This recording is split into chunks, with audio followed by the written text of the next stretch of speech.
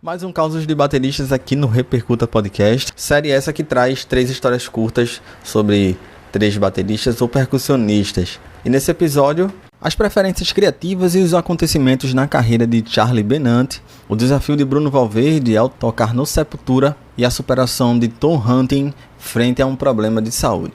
Esse é o Repercuta Podcast. Vamos embora. Repercuta. Hey everybody, this is Charlie Benante and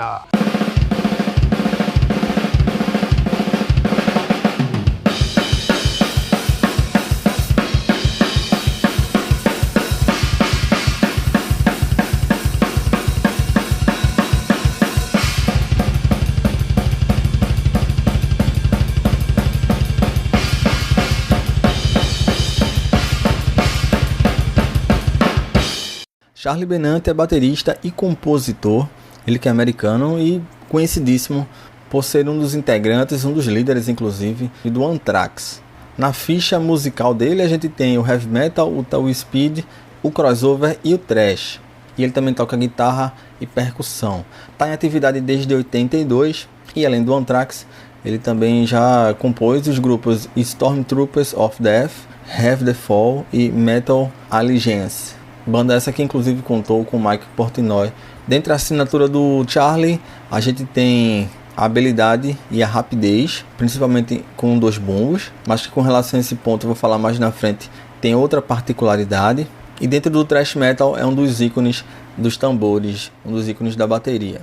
Ao lado de Dave Lombardo, que é do Slayer, o Charlie Benante é um dos caras que carregam essa alcunha, esse distintivo aí, sinônimo de técnica, velocidade, sendo um dos ícones do thrash metal.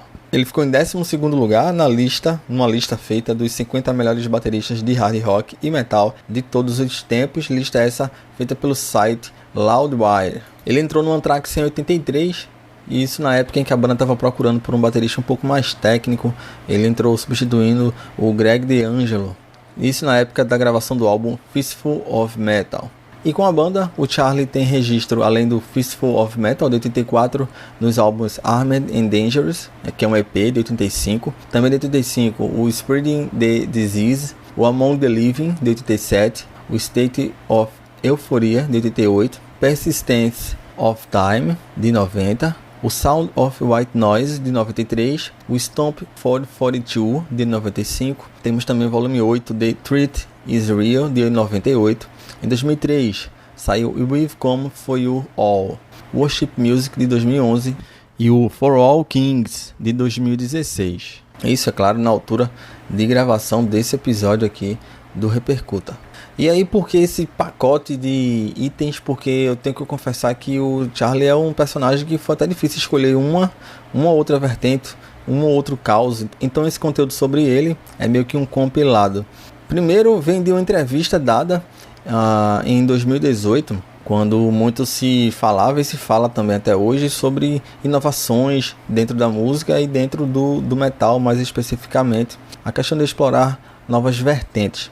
Na entrevista o Charlie falou, até abro aspas para ele aqui, explicando como o Anthrax não tem interesse nisso. Ele disse: quando você está tentando manter tudo sob controle, eu diria que é importante amar o que está fazendo. Ao longo dos anos, podemos ver outras formas de música aparecerem e tornarem-se populares.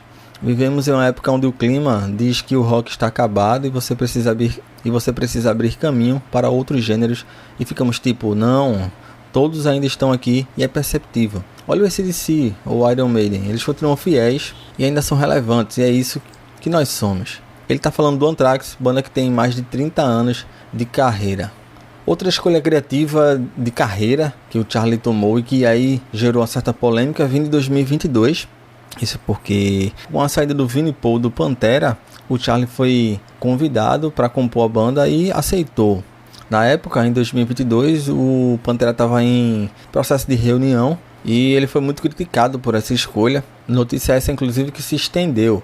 Isso porque o Charlie segue na banda e grande parte das críticas vem exatamente pelo falecimento do Vinnie Paul, baterista original, e também o falecimento do Dimebag Darrell, que foram 2 integrantes fundadores da banda, e aí por isso a grande carga de críticas. E para completar, o Phil Anselmo, o vocalista da banda virou notícia há algum tempo por ter feito uma saudação nazista, até inclusive causando o cancelamento de shows da banda. O Charlie falou: eu acho que nunca fui tão julgado na minha vida pelas pessoas. E eu não entendo, as pessoas podem ser realmente podres. E é assim, infelizmente. Não me ataque pessoalmente ou zeque por algo que tem dentro de você. Eu tenho feito isso por mais de 40 anos. Se eu não fiz minha lição de casa, então me julgue. Mas eu fiz a minha lição de casa. E se algo está errado em algum lugar, você não escolhe os 95% das outras coisas em que tentei ser o mais preciso possível, mais correto possível. O Vinnie Paul faleceu em 2018, baterista ao qual o Charlie substitui. Ele continua: eu não fico procurando comentários negativos na internet, acontece que algumas pessoas acabam me mostrando essas coisas. Na verdade, eu não entendo o motivo de uma pessoa ir para a internet e escrever coisas ruins sobre a outra. Guarde seus pensamentos para você, mas eu nunca vi tanto ódio quanto tenho visto nos últimos meses, ressaltou. Atualmente tudo gira em torno de julgamento, e essa declaração foi dada em 2023.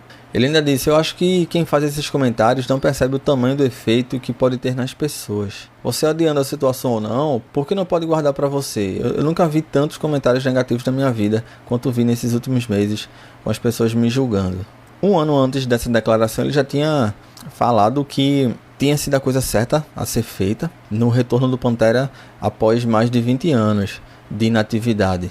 Ele declarou que o objetivo dessa formação nova era comemorar a música e o clima criado pelos membros originais da banda. E por falar no Pantera, no setlist da banda, o Charlie falou que levou alguns meses para poder aprender as músicas. Isso por conta de alguns detalhes nas canções que fazem diferença no ao vivo. E como ele também não usa metrônomo, ele acabou tendo que estudar um pouco mais para poder metrificar e poder dar conta das músicas, das partes, dos trechos de forma mais precisa. Ele falou: olha, eu conheço essas músicas, mas algumas das canções eu não conhecia os detalhes. Com isso eu comecei a dissecar cada som para aprender os detalhes e levei alguns meses para tocar cada música do jeito que estamos tocando agora. Mesmo que você conheça a canção, quando você começa a tocar ao vivo, tudo fica diferente, as coisas tendem a ficar diferentes tocando ao vivo. Eu tento deixar a performance mais parecida possível com a versão do estúdio. No entanto, você está tocando ao vivo, ou seja, há muita adrenalina. Com isso, o andamento das músicas pode acelerar um pouco, mas nós não tocamos com metrônomo. Ele falou também da conexão dele com o Brown, o Rex Brown, que é baixista da banda. Eu e ele temos uma ótima conexão, olhamos um para o outro e conseguimos nos conectar e manter o ritmo das músicas. Houve também a possibilidade de lançamento de um álbum inédito. E sobre isso o Charlie falou: para mim o Pantera é algo muito especial. Acho que é uma daquelas oportunidades de homenagear seus amigos, tocar algumas músicas que você gosta e dar ao público a chance de ouvir essas músicas nesse ambiente. Alguns nunca tinham visto a banda antes. E sim, eu sei que este não é o Pantera original.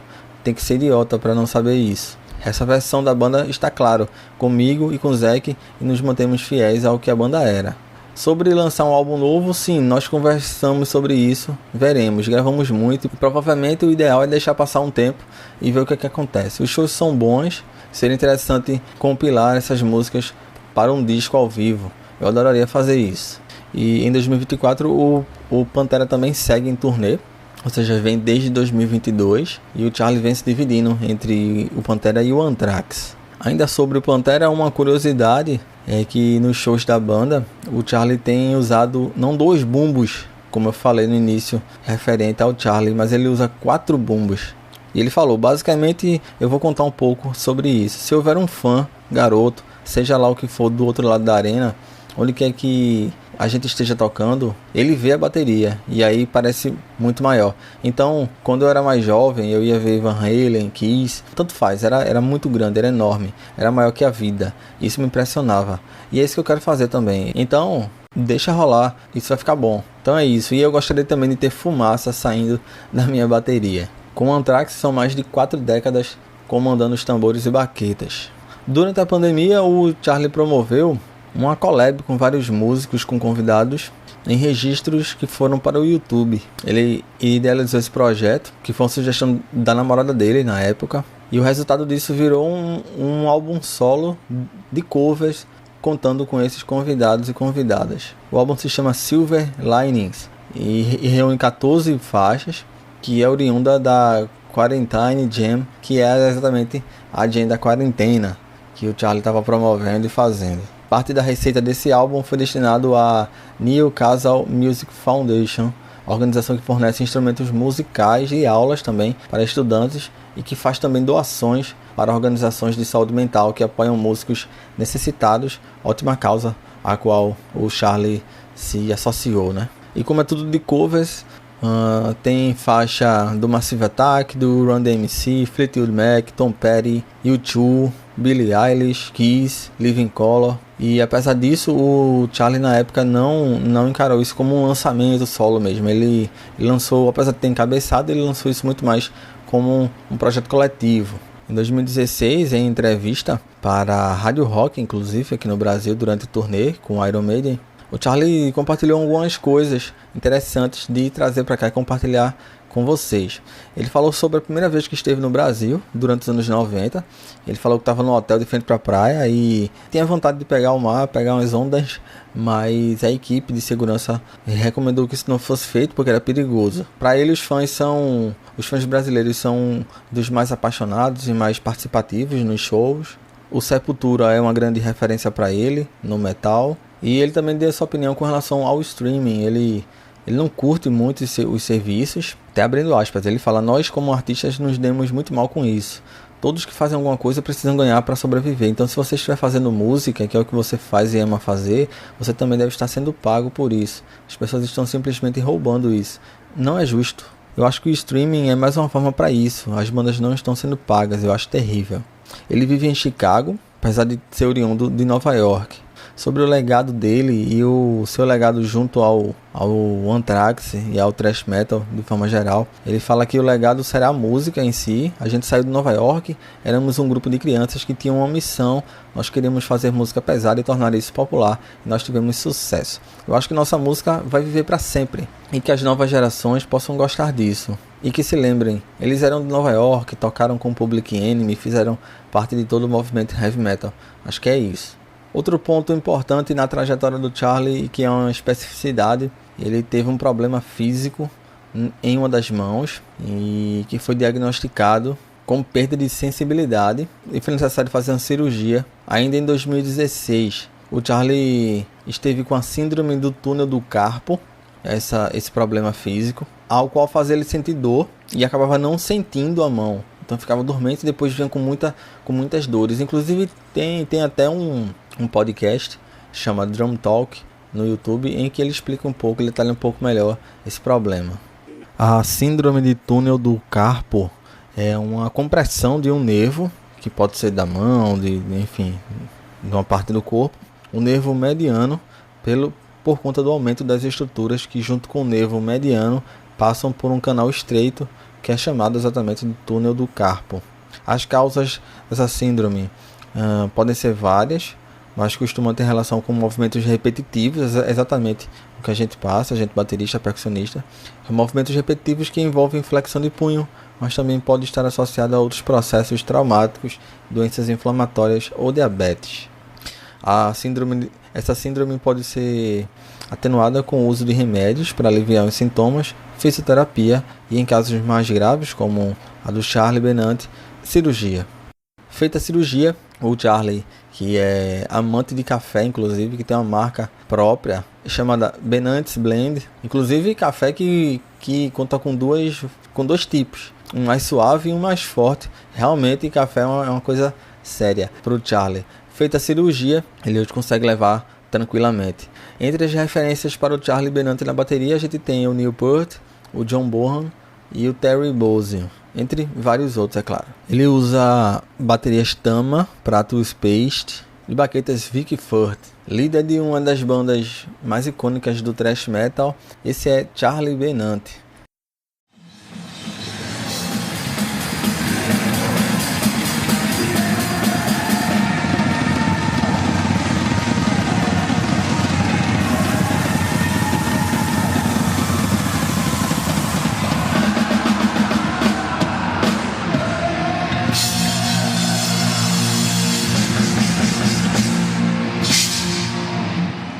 Fala aí galera, beleza? Bruno Valverde aqui.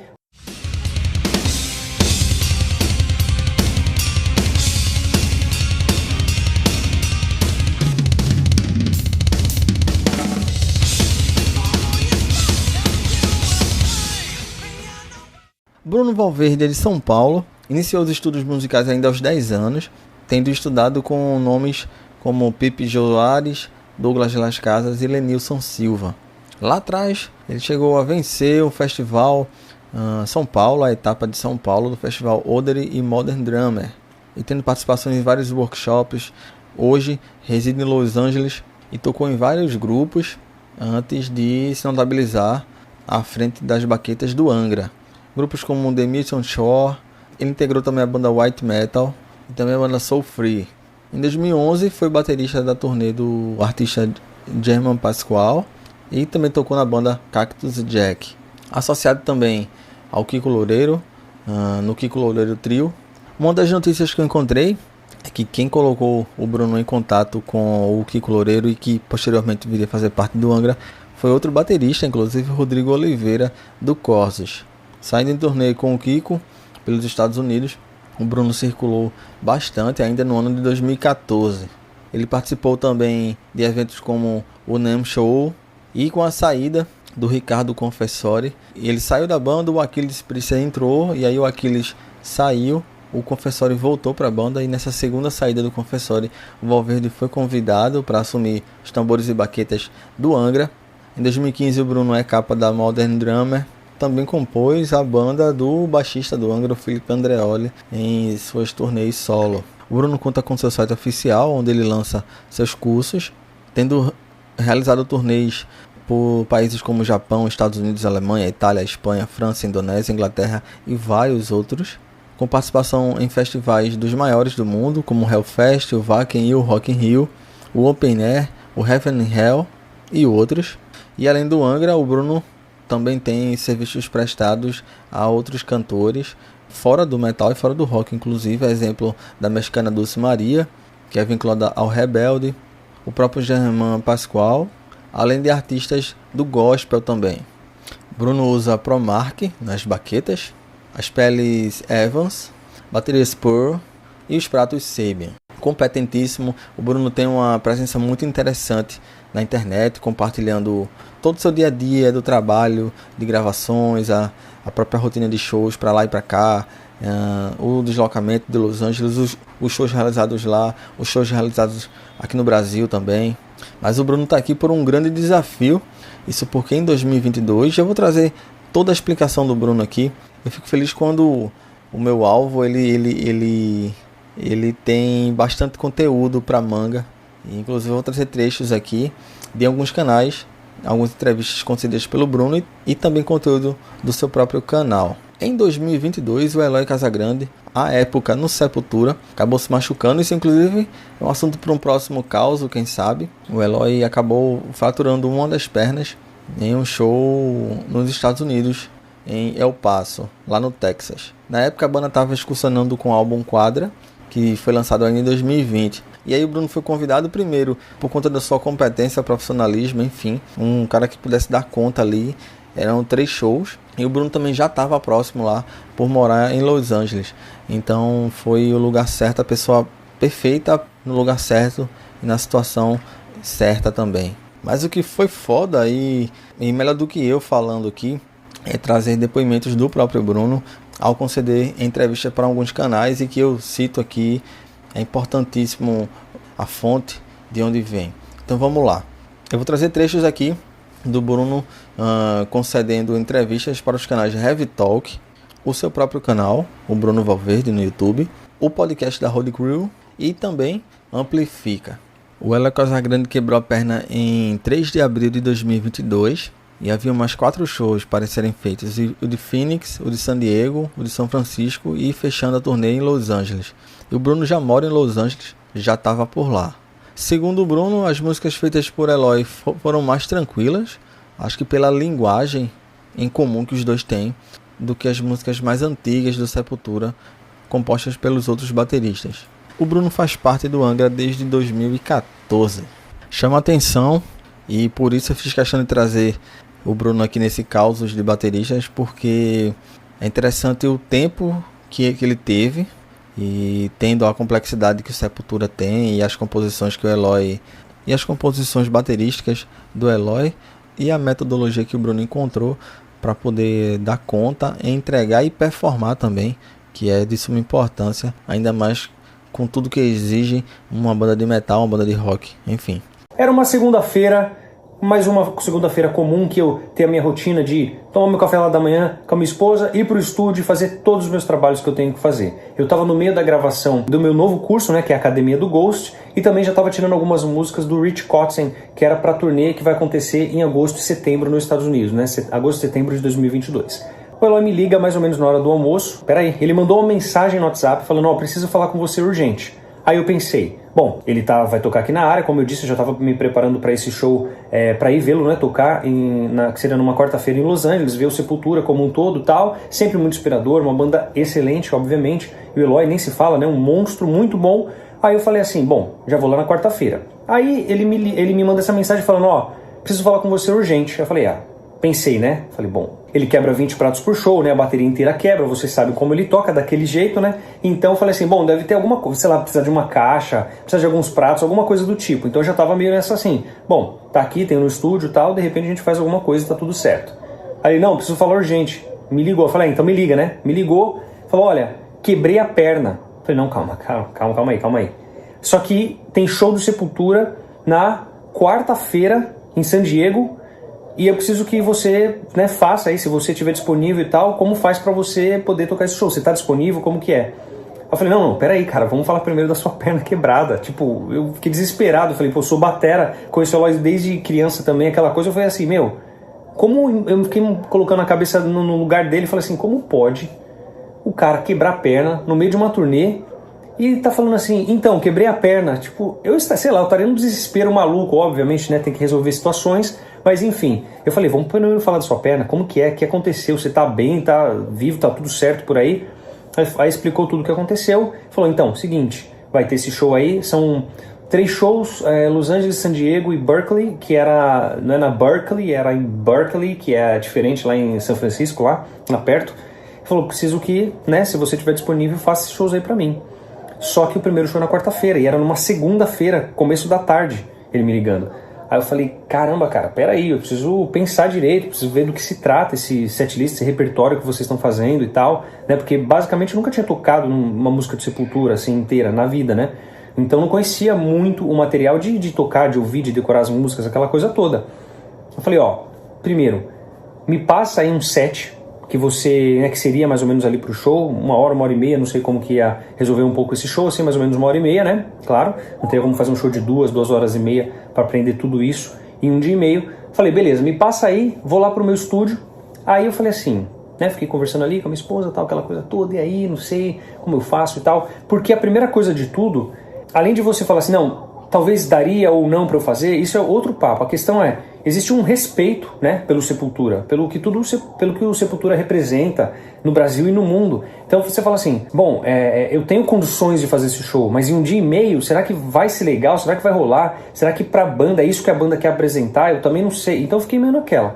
Por isso que eu pedi o setlist pra ele, fui pro meu estúdio, falei assim, peraí, deixa eu colocar umas 2, 3 músicas aqui e ver como tá aquela questão da condição física também. Porque, queira ou não, a gente tá voltando de uma pandemia e aquele ritmo de show, aquele ritmo de jogo, né, que a gente pode dizer também, é diferente. Uma coisa é você tá praticando com toda a intensidade, outra coisa é a experiência do show. Quem faz muita turnê, etc., sabe que tem muita diferença, independente do tanto que você estuda. Em cima do palco, você tem uma adrenalina diferente, uma vibe diferente, uma energia diferente, vamos dizer assim, e você tem uma intensidade diferente para pegar o ritmo de jogo. É igual a gente fala de jogador de futebol. Uma coisa é o cara tá treinando sempre, outra coisa é falar, esse cara tá sem ritmo de jogo, aquele papo todo. Então eu fui pro estúdio para dar uma praticada naquelas músicas, assim, não praticar porque eu não conhecia em si a música, mas eu coloco ali uns trechos, deixa eu ver como que tá aqui a questão da condição física. Beleza, eu falei, tudo bem, tenho, né, praticado sempre aquela coisa toda, então dá pra fazer. E até comentei um dia desses aí em algum podcast, alguma coisa assim, que se eu tivesse, por exemplo, no momento que eu raramente, eu acho que eu nunca fiz isso de ficar, sei lá, mais de 3 dias, por exemplo, sem tocar batera. Mas vamos dizer que se eu tivesse 3, 4, 5 dias sem tocar bateria, por exemplo, fui viajar, uma viagem de família, aquela coisa toda, não ia dar pra fazer esse show. Porque não teria condição, resistência física necessária para conseguir dar conta daquilo. Não só de decorar as músicas, por exemplo, e aprender, né, para fazer o show, mas aquela condição física. Então, por sorte, eu estava naquele período de condição física, aquela coisa toda, porém eu tinha muito compromisso naquela semana, assim, muita coisa acontecendo, que infelizmente eu tive que, obviamente, né, adiar para poder fazer esse show. Então, fui pro estúdio, dei essa praticada, voltei para casa, falei assim, olha, acho que vai dar para fazer. Eu liguei pro Eloy, falei, ó, vamos fazer, beleza, eu topo. É claro que quando eu falei eu topo, desliguei o telefone e falei, me arrependi um pouco, né? Eu falei assim, será que eu topo mesmo? Agora já foi, né? Bora fazer acontecer. Falei, tomei um café, um pão, né? Pra dar aquela energia, né? Aquele carboidrato, você sabe, quem manja tá ligado. Fui pro estúdio e comecei a mapear as músicas, né? Comecei a escrever um pouco, alguma coisa, já para entender do que se tratava, né? Se tinha muita mudança, porque a gente tem um negócio que chama engana fã, que é no meio da música, muda totalmente o ritmo, a levada, desdobra, dobra, aquela coisa toda. Tem uns engana fã, né, que a gente comenta aqui internamente. Aí eu dei uma olhada por cima, falei, beleza, agora eu vou praticar resistência física no máximo que eu puder. Então eu fiquei ali umas 4, 5 horas na batera, mas só tocando assim, explosão, velocidade o máximo possível, maior força, maior velocidade possível que eu poderia na batera para pegar um pouco do condicionamento a mais para esse show. Beleza, essa foi o resto da segunda-feira.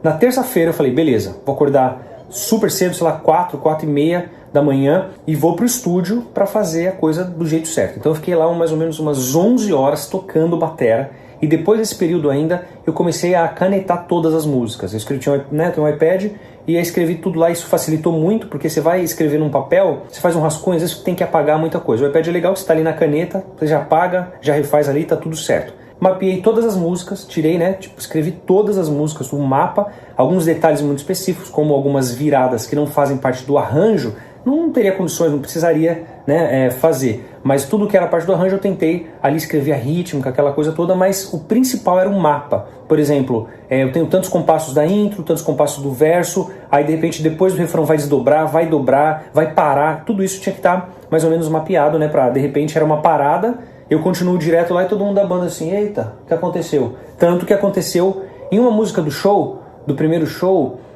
o setlist não estava muito à minha visão. E no iPad eu tinha colocado uma música certinha atrás da outra em relação ao setlist. Porém, era uma música trocada. Então, basicamente, era um riff até relativamente parecido e eu comecei um groove que era da música seguinte. Então, a gente teve que meio que parar. Tem até no YouTube, depois eu vou tentar achar esse vídeo e mostrar pra vocês. Isso foi no primeiro show. Então, um erro ou outro, obviamente, ia acontecer. Mas, posso dizer que o show aconteceu.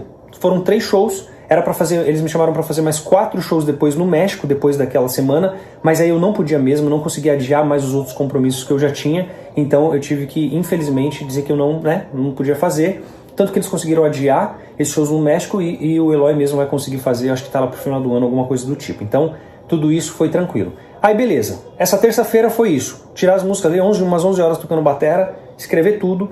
Dia seguinte, foi quarta-feira, dia do show em San Diego. Acordei de novo, umas 4 da manhã, para dar uma repassada em todas as músicas, lendo, né, e ouvindo, opa, tá aqui, tá beleza, tal, fui para lá. O nosso ensaio, basicamente, foi a passagem de som. Então a gente pegou uma passagem de som lá no dia do show e falou, é o que a gente tem, é o tempo que a gente tem para poder passar as músicas. E foi isso, na passagem de som, passei o show inteiro com os caras, né, e depois disso, né, entre a passagem de som e o show, fiquei lá, ouvindo, revendo, né, o que eu tinha escrito, etc, e aquecendo. Só que detalhe, eu acordei umas 4 e meia da manhã de novo na quarta-feira e o show era, sei lá, 10 da noite. Então, assim, foi esse período todo tendo que ter essa energia física mesmo para conseguir entregar aquele show. Então foi uma coisa muito intensa, foi um dia muito intenso, né, esse primeiro show, porque tava toda... Eu até tentei, tinha um espaço ali de mais ou menos 1 hora que eu podia, de repente, descansar, tentar dormir. Aí eu falei pros caras, eu acho que eu tô bem cansado, a cabeça também toda, assim, bem focada, gastei tudo que eu tinha de energia aqui, psicológica e física e tal, acho que eu vou tentar descansar um pouco ali no Tour Bus, né, que eu já ia seguir com os caras. Aí eu deitei lá, né, na cama, 10, 15, 20, nada, não conseguia dormir, porque a adrenalina tava muito forte, né. Falei, quer saber? Desencana, levantei e fui lá ficar tocando no pad, repassando as músicas lá no fone, aquela coisa toda. O show aconteceu. Aí no dia seguinte era um day off, que a gente ia viajar. Não, o dia seguinte foi um day off, que aí deu pra eu praticar novamente, né, tudo no meu estúdio na quinta-feira. E aí na sexta-feira foi um show em Los Angeles, foi um show muito importante, um teatro muito legal, tava lotado, foi muito bacana mesmo. Tanto que lá eu conheci o Trujillo, né, do Metallica, o baixista. O Aquiles foi também, foi bem bacana. A gente ficou lá um tempão lá no camarim fazendo um hang e tal, foi super bacana. Esse foi o show de Los Angeles. E depois entrei no tour bus com os caras e fomos para Berkeley fazer aí o que seria, né, o terceiro e último show dessa perna ali que faltava para eles acabar, né, finalizar a turnê nos Estados Unidos. E rolou muito bem. O terceiro show já foi um terceiro show com muito mais confiança, né, da minha parte, assim, que eu já estava ali bem mais seguro em tudo que estava acontecendo, porque eu já sabia aquelas paradas, a dinâmica do show, de quando começar, a música, aquela coisa toda, já estava muito mais na mão. Falei, caramba, se tivesse mais shows eu já conseguiria estar, tipo assim, muito mais confortável e já conseguindo curtir um pouco mais o show. O grande lance foi que o iPad ficava embaixo da minha máquina de hi-hat, porque eu estava aqui tocando, né, tentando performar o máximo que eu pudesse, mas um olho no peixe, outro no gato, na batera aqui, né, para não dar problema também, olhando para os caras da Andrés aqui, né, o Paulo, o Derek ali na frente e o olho no iPad aqui também, né, para olhar as estruturas aqui embaixo. E outro detalhe importante, quem assistiu os vídeos aí no YouTube pôde conferir, que também fica do meu lado o Gabriel Ratum, que era o drum tech, né, que foi drum tech do Angra por muito tempo, né, eu viajei com ele 2 ou 3 anos, e aí nessa pausa, né, o Sepultura estava em turnê, ele foi fazer também essa turnê com o Sepultura, então a gente já estava meio em casa em relação ao equipamento, a gente, né, amigo também, então tudo certo. E ele conhece todo o repertório do Sepultura, então ele ficava fazendo air drums assim, do meu lado, em todas as músicas. Eu falei, você é obrigado, a música que você não sabe tocar, você vai ter que tirar também para me ajudar no air drums. Então ficava o Dante ali, que é, né, o guitar tech do Andrés ali do lado, também fazendo uns air drums, o Gabriel Ratum do meu lado direito fazendo também, e o iPad aqui olhando para todo mundo. Então tudo isso acontecendo ao mesmo tempo, por quê? Dá aquelas dicas. Se o cara tá fazendo uma caixa, por exemplo, 2 e 4, e aquele momento seria uma caixa desdobrada, embora eu esteja lendo, eu também estou performando o máximo possível que dá, né? É um show acontecendo. Então se o cara de repente desdobrou a caixa aqui, no air drums dele, de repente já me dá a deixa de que, opa, se eu continuei aqui um 2 e 4, porque eu não reparei direito aqui na leitura, por exemplo, eu estou errado. Então isso tudo me ajudou demais. Então, obviamente, o agradecimento aqui ao público, ao Dante, ao Gabriel Ratum e, claro, a Apple pelo iPad também, né? E sem contar, obviamente, o Andreas, o Paulo e o Derek, inclusive um grande abraço para todos eles que foram muito, muito receptivos, assim, os caras muito gente boa, foi gente boa, né? Foi muito legal essa experiência de, né, uma honra poder subir no palco com Sepultura, com uma banda desse tamanho, né, que representa tanto para o estilo musical no mundo inteiro. Então, foi uma honra poder tocar Sepultura e o mais legal de tudo é saber que o Eloy já tá na estrada com os caras, tocando muito, quebrando tudo, porque já está basicamente recuperado da perna direita dele, né? Ele fez uma cirurgia que foi totalmente bem sucedida, então basicamente a gente pode dizer que deu tudo certo. Rolou aqueles shows que eu fiz e o Eloy já está na estrada, que era o mais importante, voltar com tudo. A gente já sabia disso, porque tivemos essas informações internas do que os médicos analisaram e falaram, ó, vai fazer cirurgia e vai ficar tudo bem, e tá tudo bem mesmo, ele já tá viajando e quebrando tudo no mundo inteiro, como tinha que ser e como é o que ele sabe fazer de melhor. Beleza? Valeu todo mundo que deu esse suporte, que apoiou, que ficou feliz disso ter acontecido, mesmo numa situação muito ruim, né? Feliz por ter dado certo os shows que eu fiz e triste, obviamente, pelo que aconteceu com o Eloy. Espero que não aconteça nunca mais, né? Obviamente, nem comigo, nem com ele, nem com nenhum batera aí que tá nativa e mandando ver. Eloy é um excelentíssimo baterista, um cara que eu respeito e admiro demais. Sim, cruzou um pouco as histórias, né? A gente teve o mesmo primeiro professor, no mesmo local lá em São Caetano e tal, aquela coisa toda. E tem né? Cada um, obviamente, segue um estilo diferente, mas, como eu disse, máximo respeito pelo Eloy. No caso do Sepultura ali, foi, né? Todo mundo que viu a história lá, que acompanhou, foi aquela pedreira do nada, né? O negócio aconteceu. Foi, como eu disse até, né? Foi a primeira vez que eu toquei thrash mesmo, ao vivo, né?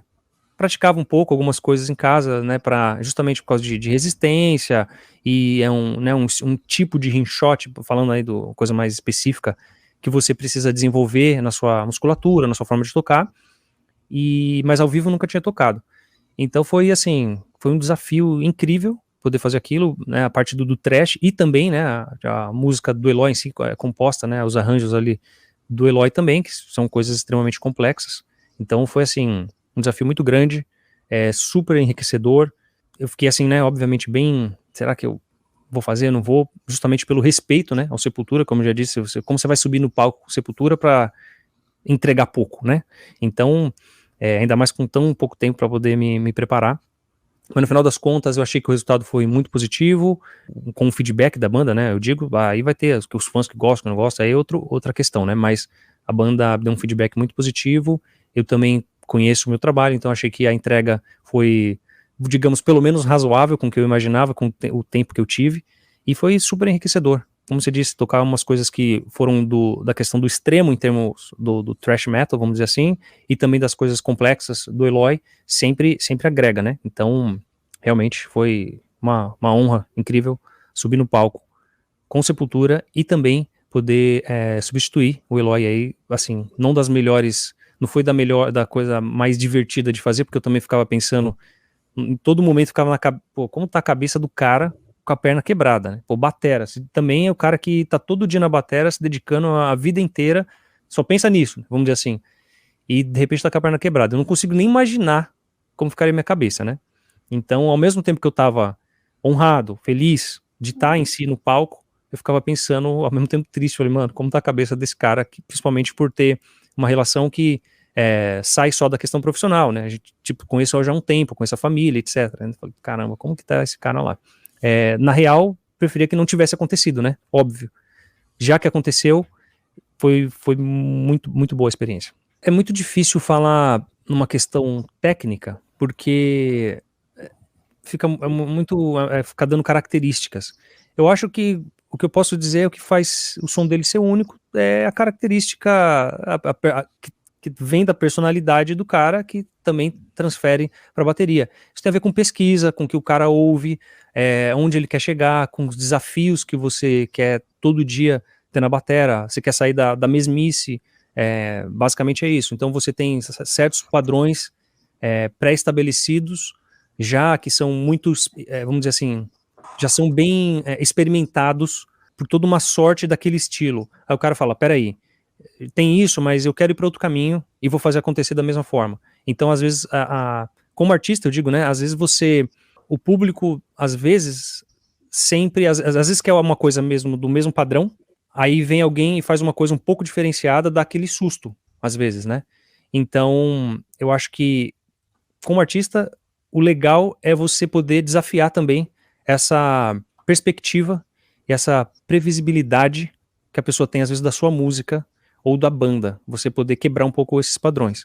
E uma característica interessantíssima do Sepultura, que o Angra também tem, é isso, se cada disco é um pouco diferente, tem umas coisas novas, umas coisas modernas do que estão acontecendo, mas também traz um pouco do clássico, do brazuca e tal. Então toda essa mistura, eu acho que explorar isso já tem a ver acaba tendo a característica do cara também, de ser um explorador do estilo ou da parte técnica, musical, e isso faz a pessoa ser única também. Não vou apontar, porque ele faz o Ghost na segunda semicolcheia, aí tem... Não, isso aí não dá pra falar, entendeu? Cada um tem o seu esquema, então acho que o que faz ele ser único é toda essa pesquisa e querer pensar fora da caixa. Esse é o grande lance, nunca tá satisfeito. Esse é o ponto. Você toca, você fala, não tá legal, aí você sempre vai evoluindo a partir disso, porque você nunca tá satisfeito, nem tecnicamente, nem musicalmente. Não, acho que a gente pode falar, não precisa nem dar exemplo na batera, se fosse fazer uma coisa mais filosófica, talvez, sei lá, do estilo, o Igor tem uma coisa visceral tribal, né, com uma ideia que, tipo, não tem um compromisso com uma parte, vamos dizer assim, estrutura técnica das coisas, mas tipo assim, é um cara visceral que... O Jean tem uma coisa orgânica incrível também, uma energia... Cara, na verdade, tem uma... tocar no Sepultura, né? Os caras têm uma energia muito forte, de energia que eu digo, a energia física, né? E, bom, o Eloy, incrível também, super técnico pra caramba, muito musical, cheio, muito criativo. Eu acho que talvez seja uma característica de todos que passaram ali. Muito criativos e com uma energia física muito, muito bacana de se ver. Sei lá, talvez a escola de pensamento moderno, vamos dizer assim, da bateria, de ficar... Chega um momento que você se incomoda um pouco com coisas simples no sentido de abusar. Sabe quando você quer abusar do instrumento e ver o que dá pra fazer e tal? E o Eloy tem essa parada também, ele gosta muito de 5. Então eu tenho essa escola também de coisa instrumental, de fuçar demais na acentuação, ao invés de ficar tocando só coisas mais retas, tentar fuçar o máximo que dá, sei lá, pegar as semicolcheias, coisa papo técnico aqui, sei lá. Mas ao invés de ficar fazendo grupos sempre quadrados, fazer subgrupos de 5, não necessariamente quintinas, não necessariamente 5x8, mas você pegar ali um subgrupo dentro da semicolcheia, você vai precisar de 5 tempos, ou de 5 compassos para fechar uma ideia. Então o desafio está em como você vai colocar isso em 4x4, pensando em 5, tendo que resolver no final. E aí que dá a maluquice. Você precisa fazer uma matemática ali para você voltar no 1, porque você não vai ficar compondo 5 compassos. Toda vez que você precisa resolver essa coisinha, você inventa um negócio diferente, por exemplo, sei lá. Mas tem a linguagem do 5. Então por isso que eu falei, eu sabia de onde vem a cabeça do cara para compor aquele arranjo, aquele groove de batera e tal. Então eu falei, eu tô mais familiarizado, porque eu sei o momento que isso pode fechar. Então fica mais fácil. Então é claro que é uma coisa técnica muito complexa, mas eu sei de onde vem. Então é mais fácil do que simplesmente um groove, às vezes, entre aspas, mais simples e reto, só que ele muda do nada para desdobrado sem o quadrado de 16 compassos, por exemplo. Entendi. Que é aí que te ferra, né? Porque você tá esperando fechar o quadrado, aí não vai em 16 ou 8 compassos, vai em, sei lá, 17, 18, ou tem aquele 2x4. Então acho que tudo no final das contas soma, né? Assim, a sua linguagem como músico e toda essa soma vai dar uma coisa muito, muito legal, né? Desde uma linguagem, porque cada compasso misto ou composto vai ter uma linguagem específica do compasso. Quando você tenta trazer toda essa linguagem por uma pulsação em 4x4, aí para mim tá o barato do negócio, entendeu? Que aí você consegue se comunicar com quem não tá pensando tanto assim. Então você vai fazer um riff, geralmente você vai pensar um riff em 4x4 normal ou tercinado e tal. Se eu conseguir colocar uma linguagem dentro da coisa tercinada que você está fazendo, só que soa 5, mas está tercinado normal, a gente vai chegar num resultado muito mais fácil. Do que todo mundo ter que pensar em 5, vai ter que... Então, para isso soar musical, você pega a pulsação, que é a nossa coração aqui, ó, pulsação, e vai... O céu é o limite.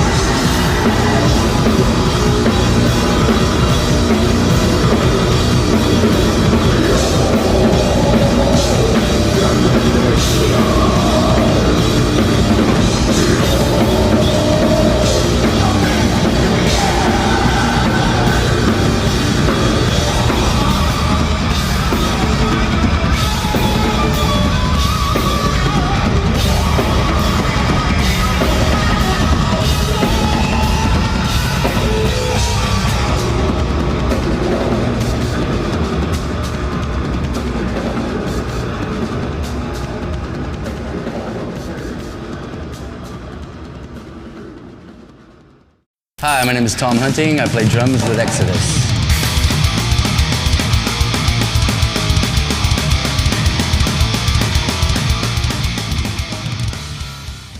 Tom Hunt é americano, baterista endossado pela Yamaha e pelo Sprite Smile. Se associou a bandas como Angel Witch e Sexturica, mas ele tem maior destaque pelo Exodus, banda a qual ele conta com 5 passagens, inclusive, sendo um dos membros fundadores do grupo de thrash metal.